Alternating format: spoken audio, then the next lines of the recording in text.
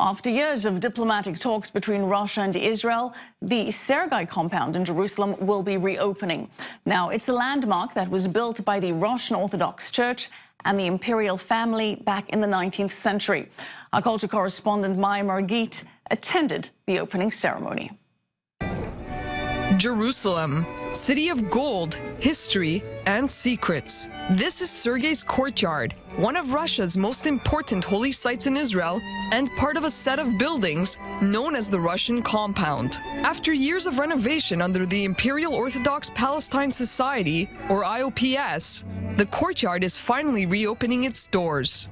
The IOPS is holding a ceremony with dozens of Russian dignitaries to mark the reopening of the Russian Compound.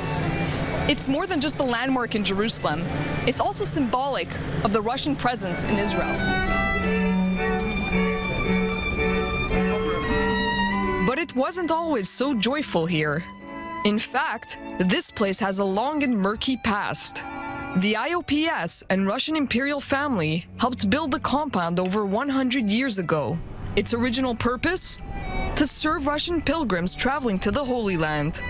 Yet with the Russian Revolution in 1917, the priests and staff were expelled, and Turkish soldiers from the Ottoman Empire took over. The Israeli government purchased it in the 1960s, and for years, the Agriculture Ministry had its offices here.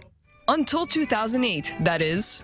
Following long negotiations, Israel returned the building to Russia after Russian President Vladimir Putin applied pressure.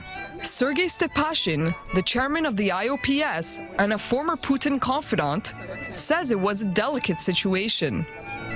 This place was never for sale. Russia rented it to the Israeli Agriculture Ministry. There was only one difficulty: to remove those who were working or living here. We didn't want to do it by force. I would like to thank Israeli Prime Minister Benjamin Netanyahu, whom I met 3 times to discuss this issue. What once belonged to Russia has now been returned. Zev Elkin is the Israeli minister in charge of Jerusalem affairs. He was born in the Soviet Union and emigrated to Israel in 1990. I think that the reopening of Sergei's Courtyard demonstrates the rich diplomatic ties between Israel and Russia.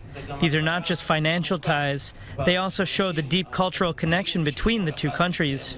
Russian dignitaries now hope this place will serve as a cultural meeting point. This will be a place where Russians who left the Soviet Union to come to Israel will be able to meet and hear about their country. Also, reversely, where Israelis can come and learn about Russia's deeds in Israel. For years, there was much resistance within Israeli government circles to allowing the Russian government a major presence in the heart of Jerusalem.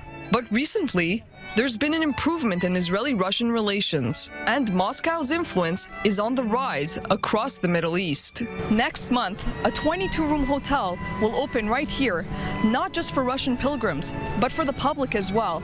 There will also be a museum and a library for those who wish to learn more about this compound's rich history. From Jerusalem, Maya Margit, I-24 News. Well,